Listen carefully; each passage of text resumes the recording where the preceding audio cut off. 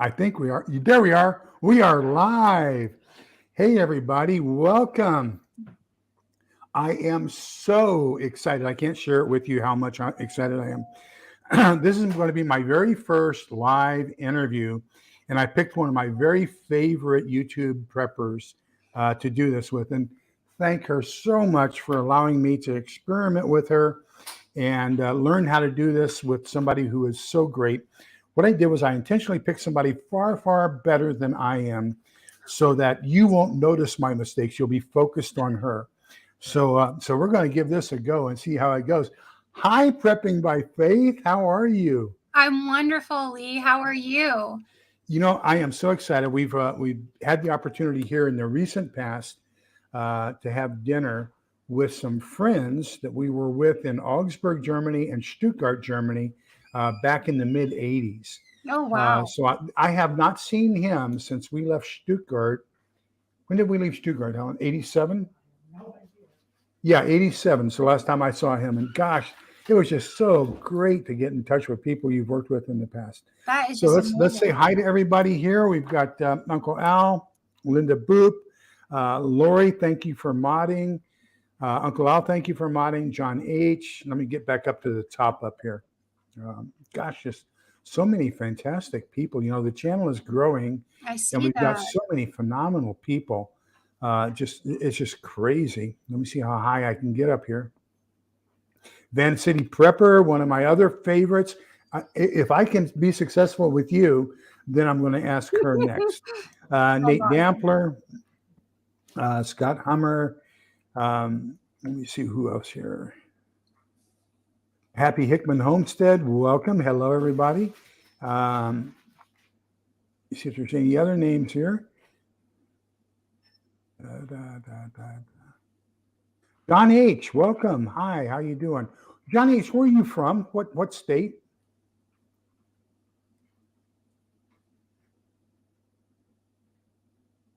Something tells me that you're from the Alaska area. I don't know why I'm thinking that, but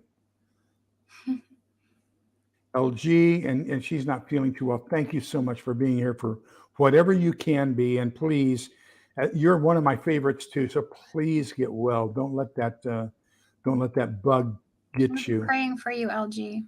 Yeah, we'll say our prayers for you. That's for sure. Um, yeah, I think I pretty much got you. Linda Boop or Linda Bop. Um, That's another one. I've got to get her on here one of these days too. Bouger Prepper, another one of my absolute favorites. Hi, Bouger. And gosh, there's so many good people on here tonight. Oh, John H is from Arkansas. John, let me tell you something. I took my wife on vacation to Branson at the beginning of this month. I will never ever try to drive the roads in the Ozarks again. Northern Arkansas, southern Missouri. Man, I tell you, it's worse than driving in the Alps of Germany during winter. Oh, God, terrible. But anyhow, we're here to talk to Prepping by Faith, and she is one of the first people to follow me, and she and Van City Prepping are Van City Prepper. And so the two of them, I've just fallen in love with both of them. Uncle Al was right in there at the same group too. And then Prepper Dog, Yes, I think, was the one that kind of introduced all of us. So just mm-hmm. what a fantastic guy he is as well. So I would like to start off just by finding out a little bit more about Prepping by Faith. So just give us a general introduction of who you are. Can you do that? Sure. Thank you so much for having me, Lee. I really appreciate it. I'm very humbled to be here, and I appreciate that invitation. So, hi, everyone. I'm Prepping by Faith. I'm a suburban mom that lives in Colorado. I have a 12-year-old girl and an 8-year-old girl as well. I have a wonderful, supportive husband. I have a little dog named Darla. My father was in the Navy for 20 years. So as a child, we sort of moved around a lot. So I grew up with that preparedness mindset. I think that, when you're sort of forced to reset yourself every 2 to 3 years, it makes you, become more adaptable to your surroundings. So you're sort of out of your comfort zone. And then there are, the elements of that that can be more difficult, but you really learn to sort of pick yourself up and move on. So my husband also grew up in a military family. His dad actually was stationed at several locations with my father, so they were friends throughout, and they stayed in touch over the years. My husband himself served for 14 years in the Navy as well, and he would have actually put in his 20 years, except for the, Obama administration downsized the military through force reduction in 2012. So we have always kept several months of food on hand. That's just the way that I grew up. We built a home with my parents in 2015 to sort of pool our resources and really help to stretch our finances because Colorado is such a expensive state. We invested in freeze-dried food a year later. And then in January of 2020, when I started to see everything that was happening over in China start manifesting, I realized that we really needed to start upping our, prepping game. So if I'm not mistaken, you were actually born in Rota, Spain, right? I was born in Rota, Spain. Because I think we had talked about that once before. And your dad basically did the same thing in the Navy that I did in the Army. And so, yeah, great. Well, tell us about your channel. What is it you want to accomplish with your channel? So really the objective of my channel is just to really encourage and motivate everyone in their preparedness journey. So I don't have all of the answers, and I never profess to. I just tell everybody that we're learning and growing together. And I really want to help prepare the entire person, spiritually, mentally, as well as physically. So I will share prepping tips and tricks, different things that I've learned through my mistakes, ideas that I've worked through, encouragement through the Word of God, which I think is just so important, especially with everything that's going on right now, different current events, and then just anything that I think that may possibly help somebody in their prepping journey. Well, fantastic. Hi, Nene, welcome. So you kind of answered this one about what got you into preparedness. But if we look back, at 2020, was there a significant aha moment that happened to you prepping wise at the beginning of 2020? Most definitely. I mean, toilet paper wasn't an issue, since we already kept several months of that on hand. But it really got me thinking deeper about just how fragile our supply chain is, and how if people could empty the stores so quickly nationally, what kind of an impact that could have on the ability to find the things that we need. And it got me thinking about more than food too. And just how we needed to become more self-sufficient, as possible in our area. And now living in the suburbs, you can't become, entirely self-sufficient. And honestly, I think the way that our society is so intertwined, it's really impossible, for anyone to become completely self-sufficient, no matter where you are.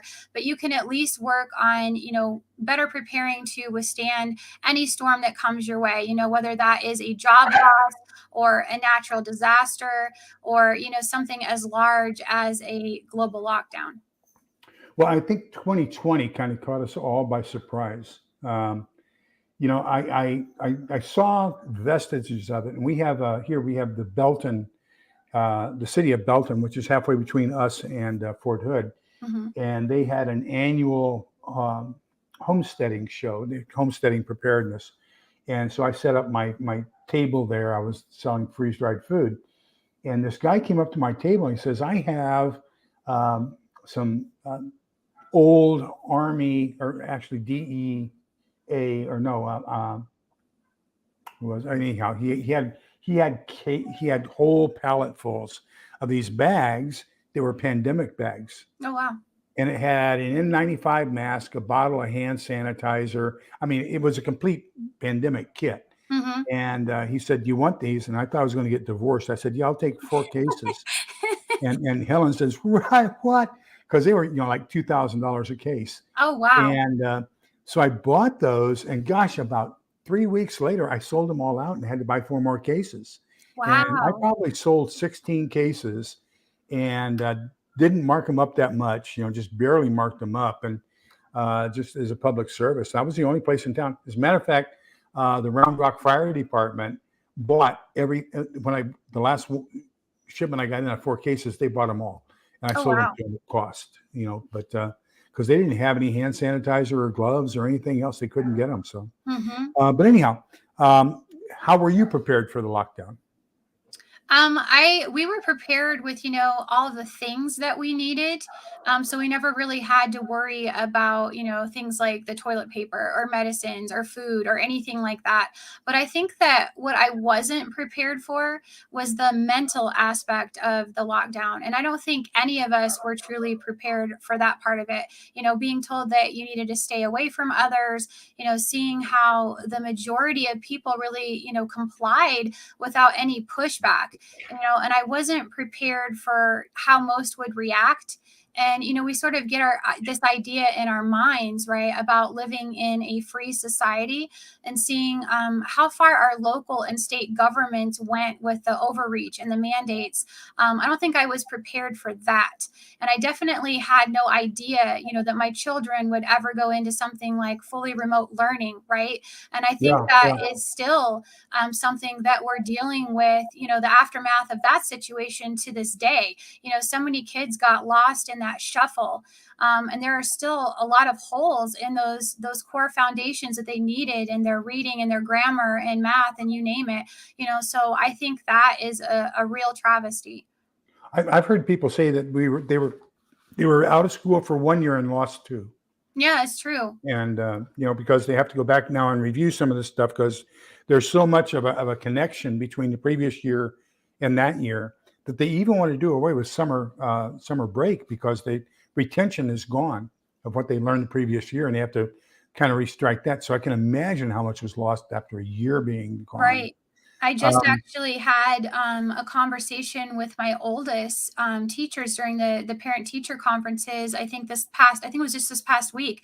And they were telling me, the math teacher, that they just lost so much of those core foundations from, 4th and 5th grade, which would have been during that time period, that the kids are still struggling now. She's in 7th grade, and most of them don't know how to add and subtract negative numbers. He says, it's as much as like 85% of the class that is struggling with this, and she's not doing that well with it either. So what they're trying to do now is that after Thanksgiving break, they're actually going to be volunteering one evening a week, and they're going to be spending more time with these kids that need help with this. And I think it's wonderful that they're doing that, but it's still sad that we're in this situation. yep. Hello, Carbon Q. Welcome. My wife is an educator, so she did middle school special ed.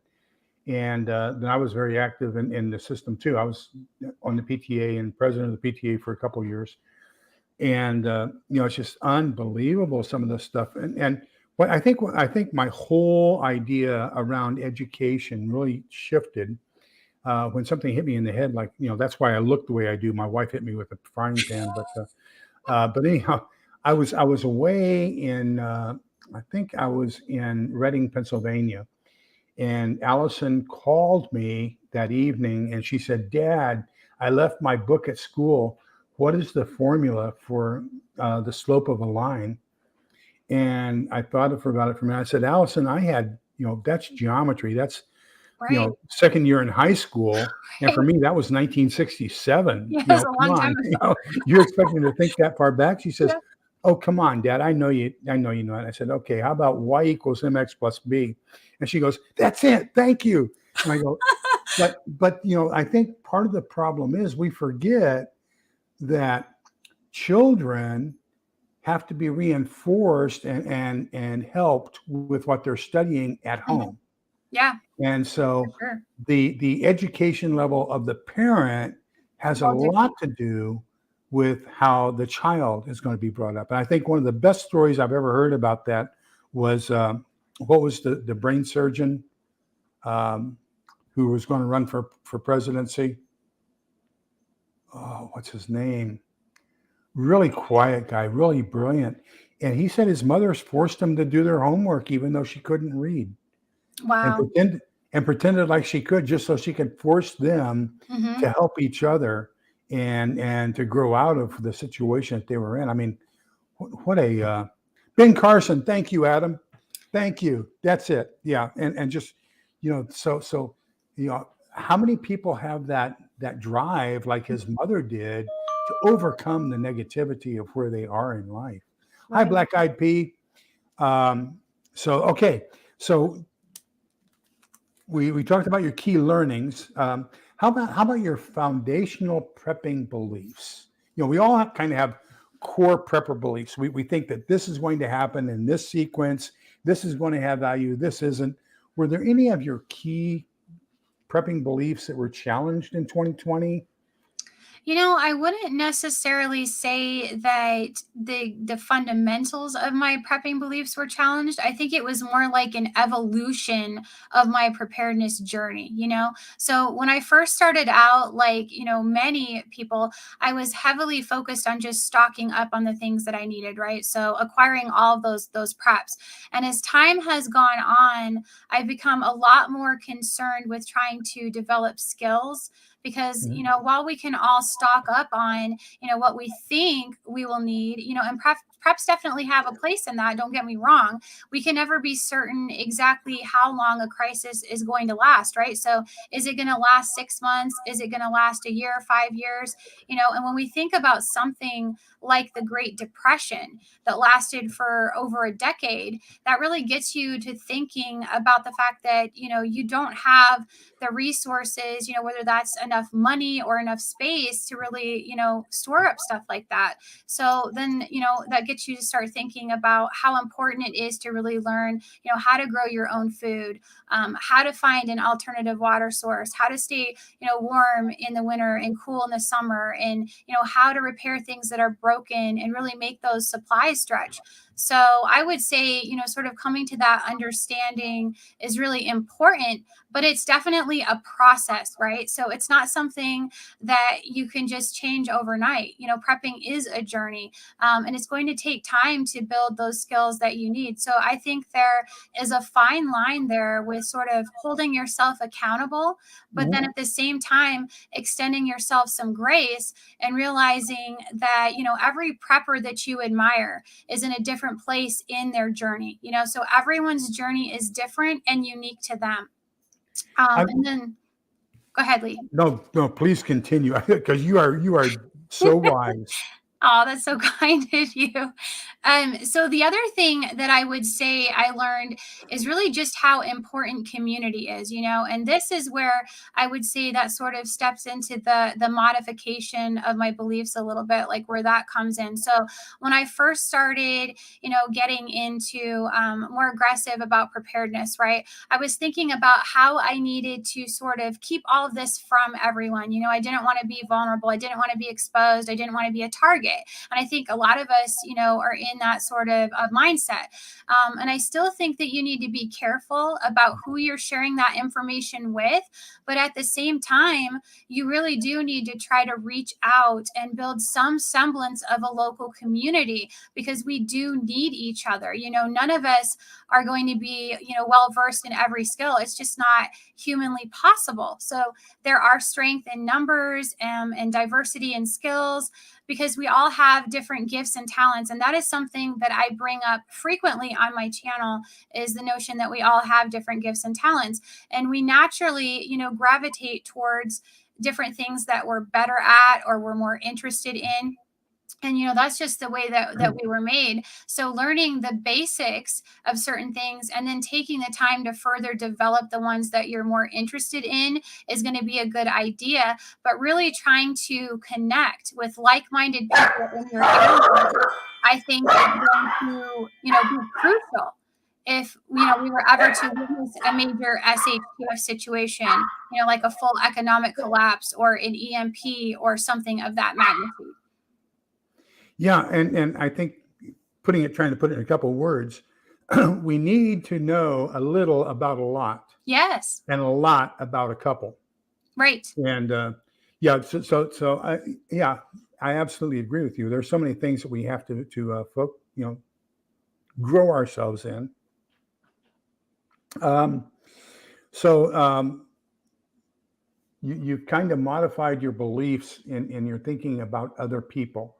So as you get those people in with you. Mhm. And let's assume that they haven't prepared as much as you have. Are you prepared to share with them, even knowing that it could cost your family a little bit of length of preparation or food or whatever? I think that's exactly where we're at right now. So I don't know if many of you know this or not, but I did start a local group online. It's something that we're doing right now in Colorado, where we're trying to sort of meet on Google Meet once every couple weeks. So right now we're in the whole getting to know each other phase and just building. We're working on trying to build trust, getting to know each other, learning about each other, talking about different things. We've had a couple different meetings on comms because that's not something that I'm well versed in, but there are people in the group that are. So being able to, share that knowledge and information with each other. And we really haven't got up to the point yet where we have committed to that sort of level. But that is a question that I want to bring up in the group because I know when I started this, that, what you had just mentioned is just being able to be there for each other in a crisis. And I think a lot of us think that, local has to be immediately in our neighborhood, right? Ideally, you want a few people in your neighborhood, but it could also be your state as well, because there are certain incidents that I was thinking of, say a natural disaster or something that could impact your area, but it may not impact their area. And so having another place to go to where some of us may not have, bug out locations that we can afford, but we have other people that we've connected with that would be willing to, share those resources, put us up for a time, and I think it's a situation where you need to have that conversation with your group, build up to that, make sure you're all on the same level of understanding, because you don't want somebody in the group who's going to be, willing to do all of that, and then everybody else isn't willing to extend that same effort. Yeah, our group kind of fell apart with the lockdown. Mm-hmm.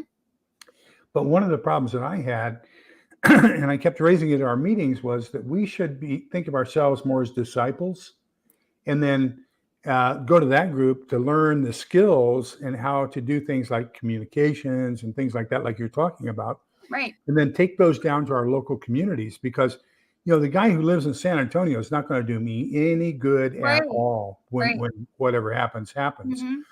I need my neighbors to be there. So Yes. we kind of supplied them with heating products and all kinds of stuff during Snowmageddon. And I became the resource center for the neighborhood. I was hoping that maybe we would coalesce after the thaw and everything else, and everybody just went back to normal. They don't care about it. As a matter And of I fact, I've got a couple heaters that I haven't even gotten back yet. I agree with you, Lee, and I think that's really difficult. Getting people to understand that a lot of these things that we witnessed, like in 2020, are not temporary. They basically put a band-aid over it.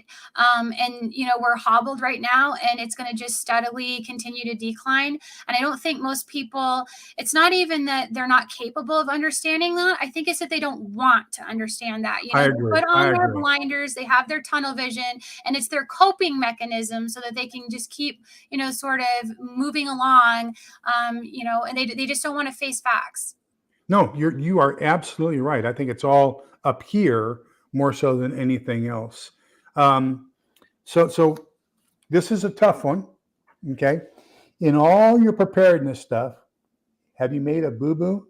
And Oh my gosh, what of course. what what are some of those uh-ohs or Of boo-boos course, of course. that you would like to share and give other Sure. people, hey, don't do this. I did it and it cost me money and Right, time. right. I think one of the things that I thought of instantly was just these stupid plastic shelving units. Don't ever think Amen. that those things are a good investment. They may be cheaper, but there's a reason they're cheaper. So stay away from them, unless you're planning on just storing something like toothpicks on them, which none of us are, right? You want to get something that is going to be a lot more sturdy. So, your metal racks or constructing something yourself out of heavy duty boards, I think is really a wise move. I think that, learning to grow food hasn't necessarily been a failure, but it's definitely been a really huge learning curve. And I think Yes. that a lot of us just sort of assume that all you need is dirt and water and sunlight and all this stuff is going to just grow, right? But it doesn't work like that. And I've dealt with, low yield crops and, yellowing of plants and infestations and you name it. And it's really been eye opening for me to just how much work it takes for our farmers to really feed us all. Oh yeah. So I'm really very thankful to all of them and all of the hard work that they put in and the sacrifices that they make to keep us all fed. So that one is still very much a work in progress for me. We weren't able to get the galvanized raised beds installed this fall like we had intended, so that's been pushed to the spring. And we're hoping that all that's going to come together. We're going to be able to get that, assembled. But at a minimum, I know I need to get some larger containers for my potatoes because I definitely overcrowded them. They weren't able to produce effectively. So that was something that I learned. If I want a larger crop, I need a larger container. Yeah, I didn't mound mine right, so that was my limitation. But Mhm. I think you touched on something we need to expand on, and that's a little bit, and the appreciation for farmers. Um, it's not just uh, the skills that they have; it's the knowledge. Exactly. What gets put in the ground when, and when you need to aerate it and irrigate it, put on the insecticides and the right timing of fertilizer and everything else. There's so much knowledge there. And so as I'm learning how to get my hands dirty, I'm also, and putting things in the ground at the wrong time or too deep or not deep enough, or, there's so much to it that gosh, I tell you, we have to envy those people for everything that they know Exactly. and what Yeah, they they do. do. Absolutely. Yeah, I kind of share those same things with you. We were sitting in here and we just bought one of those brand new $100 plastic shelving units from Sam's, and it said guaranteed 200 pounds per Yeah, shelf. right, right. And so we came in here and we rearranged the pantry room and got it set up and set it up. And we were in here watching TV, and it sounded like a bomb Oh, went off. And we went oh in, no. all 5 shelves were laying all over that corner. I mean, it was a disaster. We had to get everything up, but I did find out that a can of peaches that I had purchased, a 4-pack of peaches at Sam's Club, had exploded, Oh my and so goodness. there was, the terrible stuff. Stickiness everywhere. Yeah, yeah. Had any surprise failures? Something you were just 100% sure this is going to work, and then you had to say, "Uh-oh." I think those stinking plastic jugs from, like Walmart or something that store the water, don't store a bunch of those either. They definitely degrade over time. We had a situation where they sort of like started leaking all over the place. That was Yes. a horrendous mess for us. It got all over the carpet, saturated it. We had to move everything out of the room and really get, box fans, get that all dried up and stuff. So I would definitely stay away from those for long-term storage. They're okay for, if you want to keep a couple for a few months, but over time they are going to break down. So definitely look into other options. Yeah, we had ours on top on a shelf up above our Hmm. washer and dryer, which was that's another thing. That's another little secret for those of you who may be new, is never put liquids above solids. Put the Oh, solids above yes. the liquids. So that's one of those little tips that I learned. Um, which has been your favorite or most valuable prepping item? I would have to say every time with this one, the word of God. The Bible is just filled with preparedness stories about, and successes and failures and overcoming. And I don't think there is really anything out there that can top it because not only did God create the world and each of us, He also knows the end from the beginning, right? And so the Bible tells us that there is nothing new under the sun. And that is so true. Whatever we're going through in our personal lives, whatever challenges that we're facing, He can help us through any of those circumstances if we really just turn to him and seek him and put him first and ask him. And other than that, I would say that, one of the items that I think would be most beneficial to us would be the American Sun oven. That was something that I was very pleasantly surprised with when I tested that out this summer. It was very efficient. And I think that, that has a real value, especially in a grid down situation when you're sort of trying to, stretch out those resources, and, you don't want to go through all of your propane or your charcoal or your wood or whatever it is, and you're trying to ration that over time. I just think it's a very valuable prep to check into. Yeah, my concern has been, how am I going to bake bread? And so for the longest time, I was just doing it in the Dutch oven. Hmm. And then I said, that's not really doing it. I want something a little bit more really oven, because if you're not careful, the Dutch oven, the bottom will burn real easy. Oh, yeah. And so then I started putting in parchment paper down at the bottom, and that helped a lot, but not enough. And so I said, well, I'll get one of those Coleman ovens, camp ovens that you put on top of the Coleman stove. Mhm. So I bought the 2-burner Coleman stove, bought the oven. Have you seen the size of the insides of that oven? It's tiny, right? You can probably get 6 biscuits if you're Mhm. lucky. You're Mhm. not going to get a loaf of bread. And so I said, what am I really going to do here? How am I going to bake bread? And that's been a concern. And the Sun oven, I believe, is probably one of the best solutions that there are. I've just relegated myself in the meantime until I can afford one, that I'm just going to do pan bread. Yeah, and that's a great solution. So what skill has been most beneficial for you so far? What's helped you the most? I think just taking the time to learn to cook with, all of the preps that I've acquired by far, practicing how to use each one and really tweaking those recipes now. I think that, most of us really appreciate good food, right? And in an SHTF event, knowing how to still make food taste good when everything is sort of crazy around you, I think is not only going to be a necessity, it's also going to be, a comfort. So it would be a huge morale booster. Oh yeah, and test your foods ahead of time. Like we just did our canned food seafood chowder That looks so good. experiment here just last weekend, and that turned out very well. So Hmm. what can you really make out of the foods that you have, and how they work? I've got to go back up here. We just had Rocky Mountain Prepping. Thank you so much for your donation. Now, please understand that out of that, $4 is going to go to what we call the Caring Place. That's our local food bank. And then $2 is going to go to the Texas Baptist Children's Home. So I try to donate at least 60% of everything that comes in to those two places, because people are in need. One of the things that you're telling me at the Caring Place, at the food bank, is that there are more people needing food now.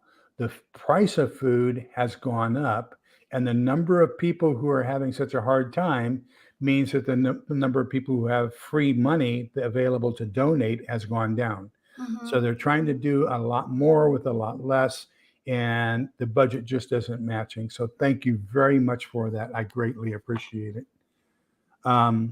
Just one or two more questions here. So with everything that's going on right now, I mean, we've got challenges coming from the left, the right, the above, the below, Hmm. front, back. What are you concentrating on? Is there anything in particular you're focusing on, or saying that you probably have inadequate preparations on that you want to get a little bit better prepared on?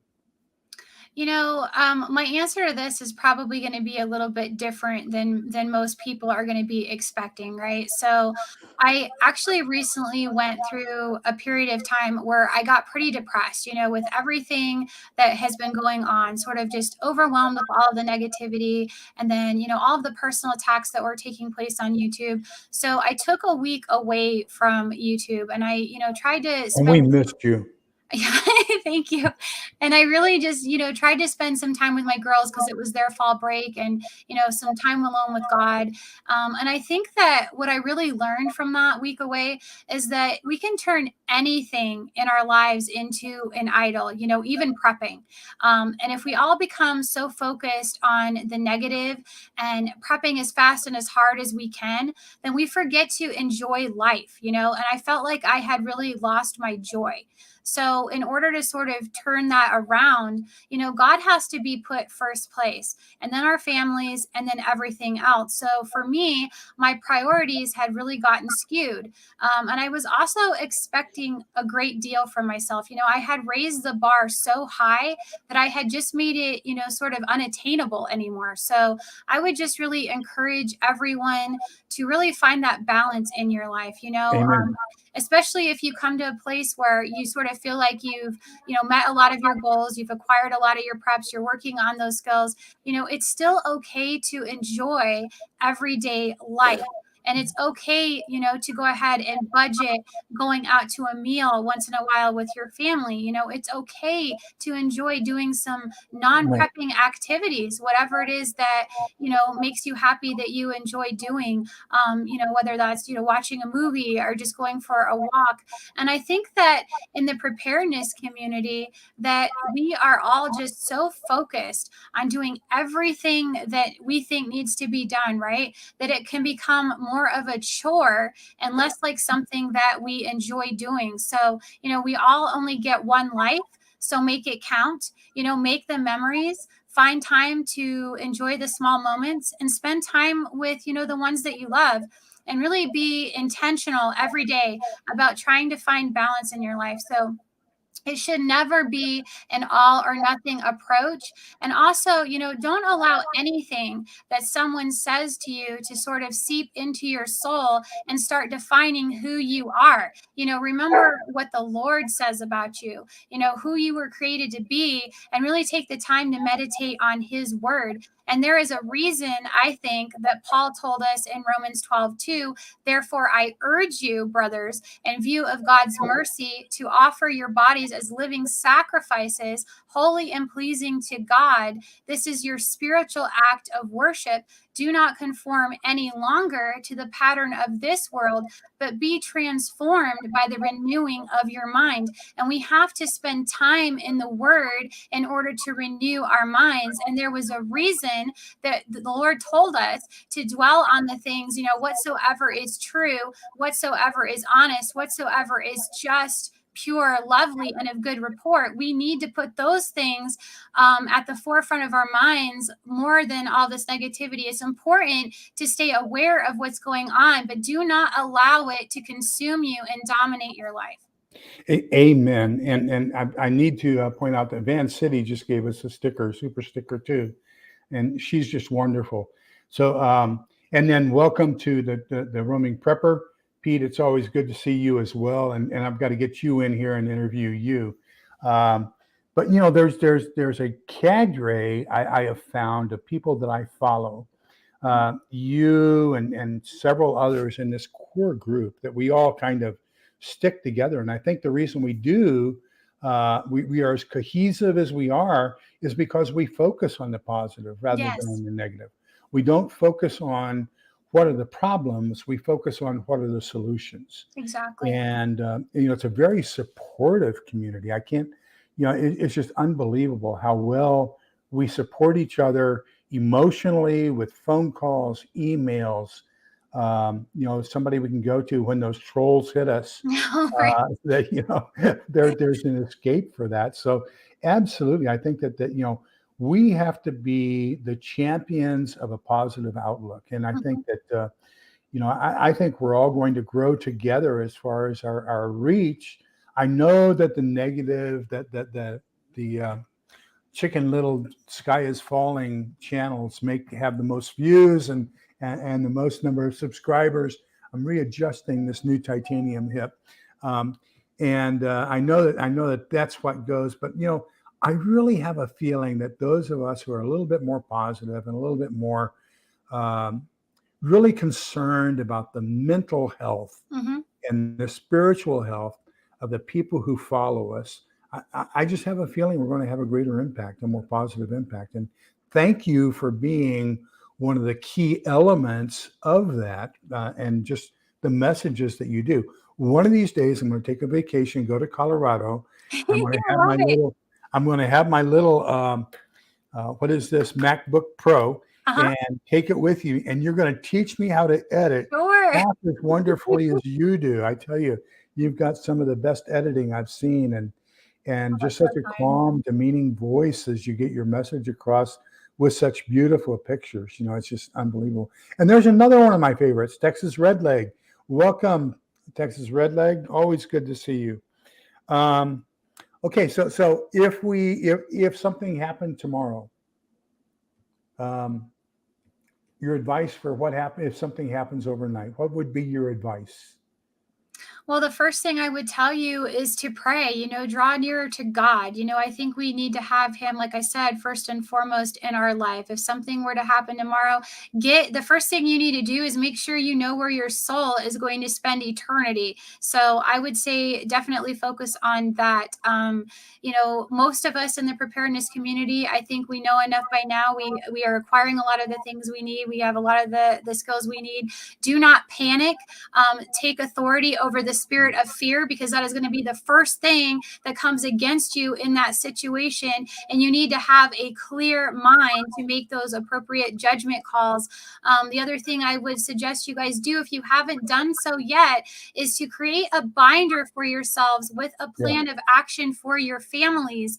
I would really encourage you guys all to do that. I did create a template for that quite a while ago on my channel. It's still available for free if that's something that you guys need help with and you just need ideas and you're not sure where to start. But you can put everything in there, whether it is just preparing for a minor event, like a natural disaster that's prevalent in your area, a bugging in plan, a bugging out plan, or you can take it a step further and put notes in there about the steps that you would need to do to take care of an EMP, or if a nuclear threat were to occur.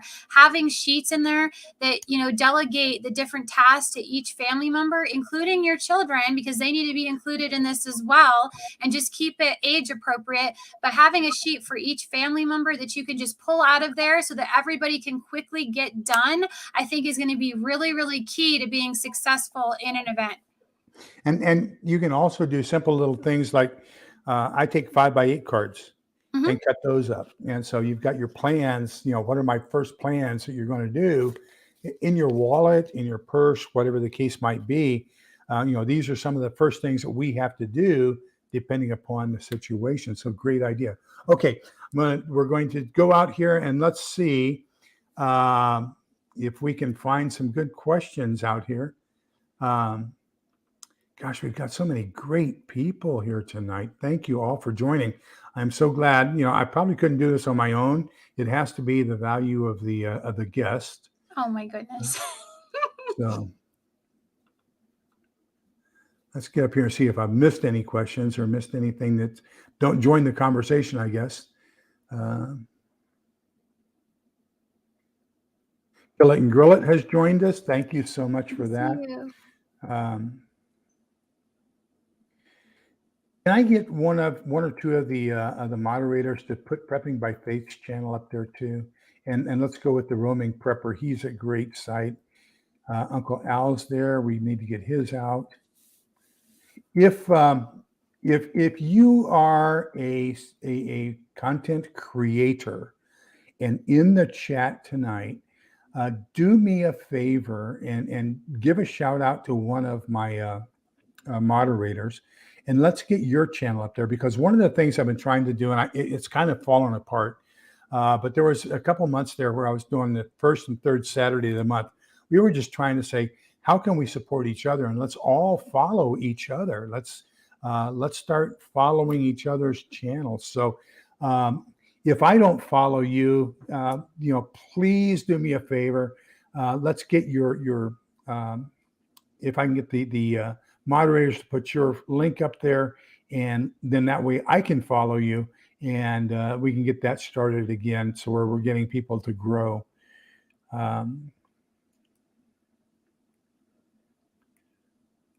So an awful lot of highs going on, which is great. So Manny says, you get anxiety when we're in times of peace. How will you be when the bombs start falling? And I think that's talking about get control of yourself that Prepping by Faith was talking about. Don't panic. And one of the keys, and this is a military thing, one of the keys is you'd think, why are we doing this the way that we're doing it? And you do these repetitive actions, and so that it becomes habitual. And then when the first shots fire, you no longer have to stop and think about what do I need to do. It has become habit. And I think we need to do the same thing with our prepping skills, is get to that point to where it becomes an automatic habit. We don't have time to freeze. We don't have time to panic. We have an autonomic physical characteristic that's going on that prepares us for that. I agree. Practicing so that it becomes instinctual. Absolutely. Absolutely. Let's see. Anything else? If you have any questions for either of us, please feel free to put it in there. And I see that Uncle Al's already kind of got that in there. I just subscribed to Prepping by Faith. Thank you, Linda. That's Thank fantastic. you.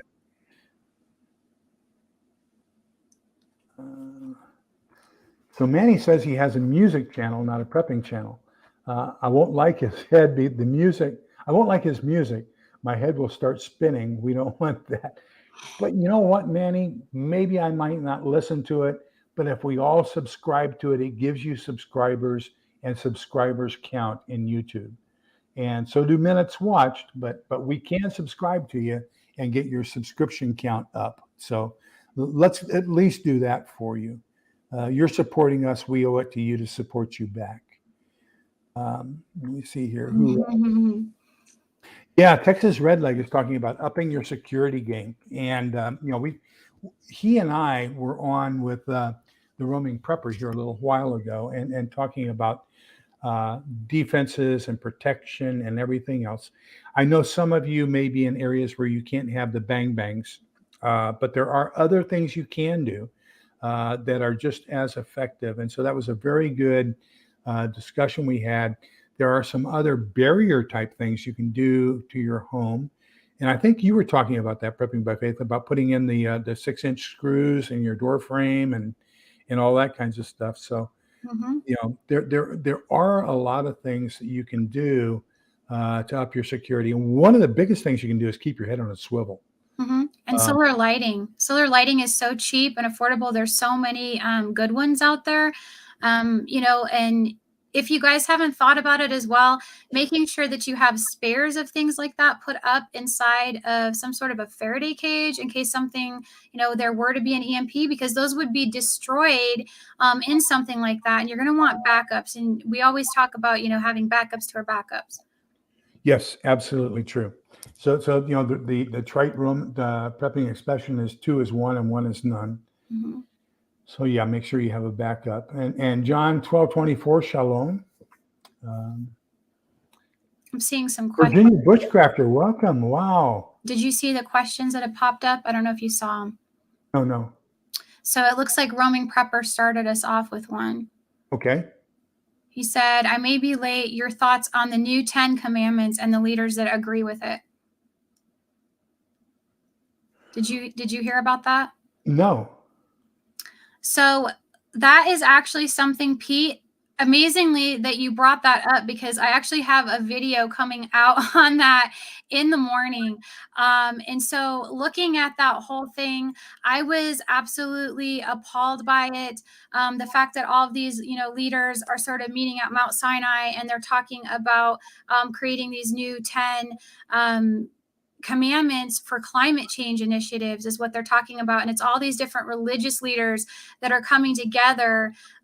This is something that they are working on. And the language that went into that was just highly blasphemous, in my opinion. So that's where I stand with it. I was completely unimpressed. There was actually an article that came out by the Jerusalem Post that is the one that I will be sharing with you guys tomorrow. So if you guys are interested in more of my thoughts on that, that video will be out in the morning. Oh, that sounds like an absolute must watch. Now, this morning, uh, so I do my half hour of Bible study, and then I do a half hour of catechism study. And actually, this morning it was an hour and a half, and it was Father Casey was talking about the Ten Commandments. Mm-hmm. And so, if we take a look at the Ten Commandments, one of the principal things that Protestants say is, how come Catholics did away with the second commandment? Thou shalt have no graven images before you. But the truth is that there were 14 commandments given, and we kind of condensed those down into 10. And so it's just where they separate. So as Catholics, we believe that thou shalt not have any graven images before you is part of the first commandment, which says, I am the Lord your God, that you should worship him with all your heart, soul, and mind, and thou shalt have no other gods before you, which includes thou shalt not have any graven images. So the way those 14 are divided up into the 10 is, we still all have all the same 10 commandments. And that's what I was talking about because that was fresh in my mind from my studies this morning. Okay, so LG has a question. What is something you wish you had done totally differently? I think for me, one of the things I wish I had done differently is just, when 2020 happened, I really got aggressive about storing up canned goods. And I wasn't thinking at the time about purchasing such large quantities all at the same time that they would all have the same expiration date. So looking back on that, I wish I had staggered more of my purchases. So don't make that same mistake. If you guys are trying to, acquire things, acquire them steadily over time. Make sure those dates, obviously it becomes more challenging for rotation when you have such a large volume all at that same that date. So and one of mine was, I put my shelving units, so you have the width like this, and I put so it was running this way against the wall instead of putting it this way against the wall. Mm-hmm. And what that means is then as you're trying to, it's difficult to put the newest in the back. Yeah. And whereas if you put the short end against the wall, then you have, you can put it in over here and pull from this side. And so that's my biggest mistake is not arranging my pantry correctly so that it's easier to do my rotation of stock. That's my biggest mistake, I think. And let's get down here.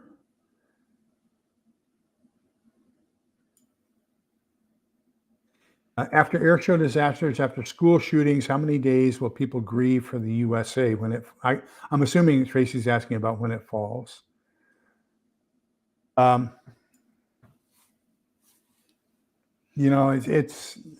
think this morning I read Luke 24 in a video and Matthew 21, or is it the other way around? I always get them confused. I think it's the other way around, Lee. And so let's see here real quick. Let's get that right tab here. I got to get my glasses on. But anyhow, it talks about a whole bunch of things that are going on at the same time. And here we go. There's that tab right there. Okay, so it's Luke 21. So it says, then they asked him, teacher, when will this happen? And what sign will there be when all these things are about to happen? And he answered, see that you be not deceived, for many will come in my name saying, I am he, the time has come, do not follow them. When you hear of wars and insurrections, and you in the King James Bible, that's wars and rumors of wars, do not be terrified, for such things must happen first, but it will not immediately be the end. Then he said to them, nation will rise against nation and kingdom against kingdom. There will be powerful earthquakes. Take a look at usgs.gov. That's the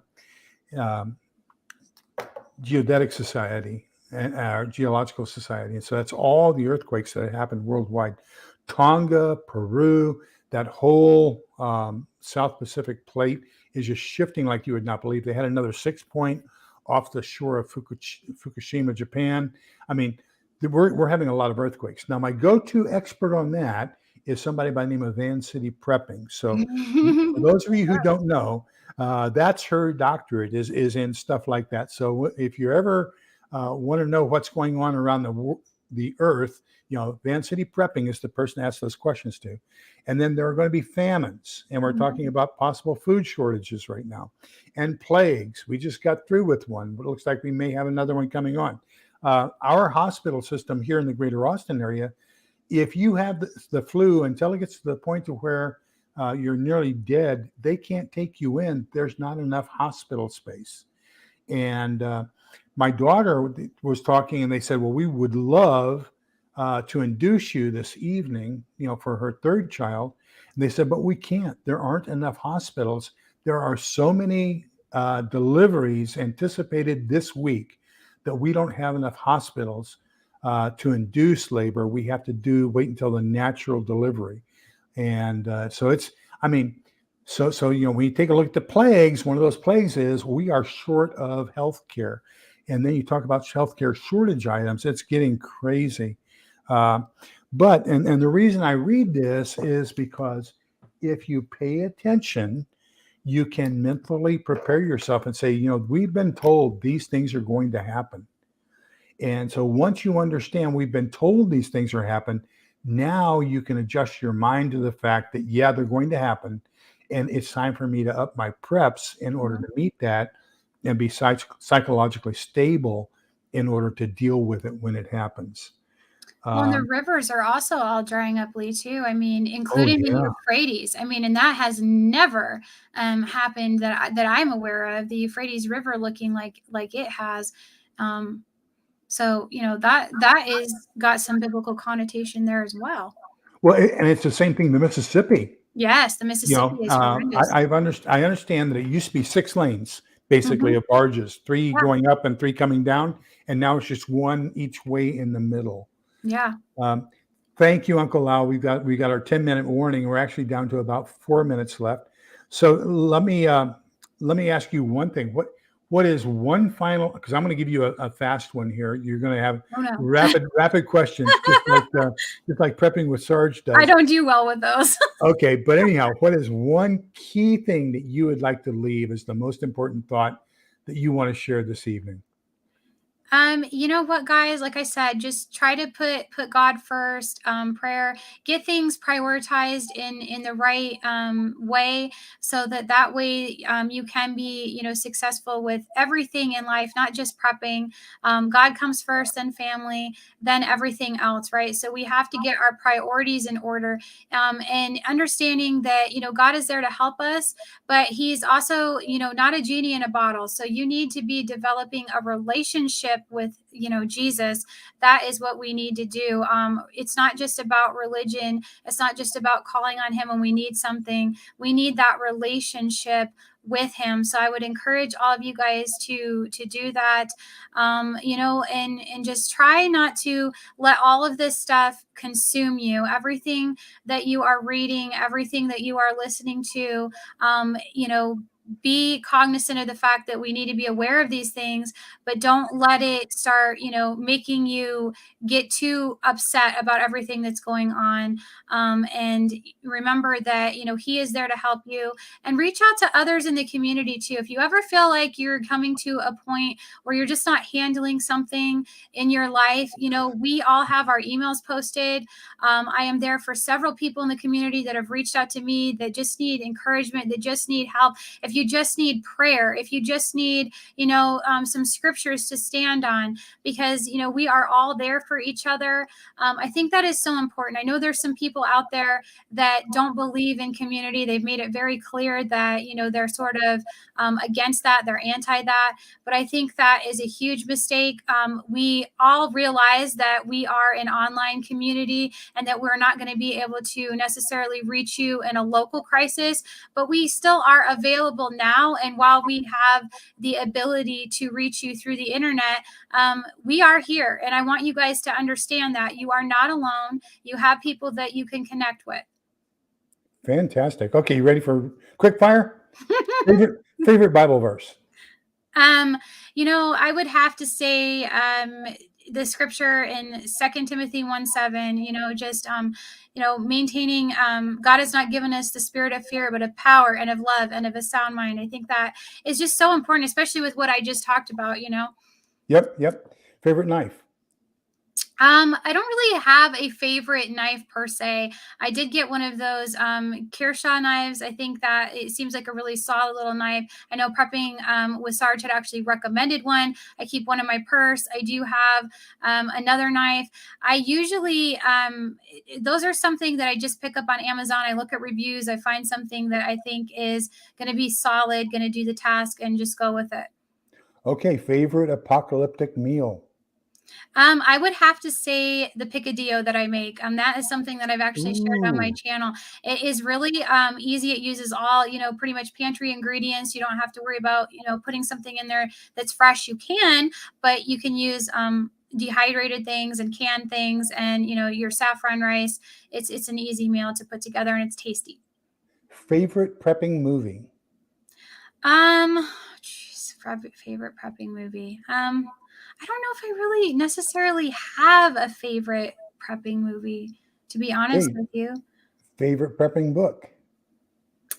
I think I mentioned this one before. It was just, Where There Are No Doctors. I think that is a good book. I think it's something that people should have in their preps. I think, it was mainly put together for people that are living, out in the rural areas of villages and stuff like that, and they can't get to that healthcare that they need. But I do think that, it has a lot of relevancy. There's a lot of stuff in there about midwifery and, different ailments that you could come across and how to treat those. And it's a really solid book. Fantastic. Well, thank you so much. And I hope I did okay. You did awesomely. I picked somebody that I thought would help me look good. So thank you very much for your time. I know and thank your daughters and your husband for Oh, allowing you definitely. the time to be here with us tonight. I can't think of anything that would have made me happier tonight than having this discussion with you. So now I have to now that I feel comfortable with it and I can do it. You can do Uh, it, Lee. I've got to get some fantastic people, out there. Get Van City Prepper and Pete, the roaming prepper, and Texas Redleg, and so many So other many of them, yeah. outstanding people. Got to get you on the schedule, and I hope I'm not interfering with anybody else at this time slot on a Monday. You usually do what? You usually do something on Mondays, don't you? Prepping by Faith. Oh, no, I do Fridays. Usually it's like Friday. always, yeah, Okay. Friday evenings. Mhm. Yeah, I just don't want to step on anybody else's You feet, know but what? And I always say at this point, like, it's inevitable that with so many of us in the community, we're going to end up stepping on people. And it's not because, we're intending to do that. It just happens because there are so many of us that are doing live streams now. And, we all have the best of intentions. So I think everybody understands that. well, I'm going to go ahead and try to set up several people for Mondays at 8 o'clock. And so if I can get somebody willing to do 1 week from today at 8 o'clock, and that's going to be the week of Thanksgiving, then we will be back here this same time, same bat channel next week. So Prepping by Faith, thank you so much. And please, if we can get her link on here one more time, please subscribe to her. She's one of my absolute favorite channels. And Thank you thank you so much, so much Lee. for sharing with us this evening. I Y'all appreciate have you. y'all have a wonderful week, and let me end with my normal ending for my lives. So this is the book of Numbers, and it is chapter 6, verses 24 through 26. The Lord bless you and keep you. The Lord let his face shine upon you and be gracious to you. The Lord look upon you kindly and grant you peace. So Amen. peace, everybody. Take care. God bless you all. Let me get rid of all these things up here. There we go.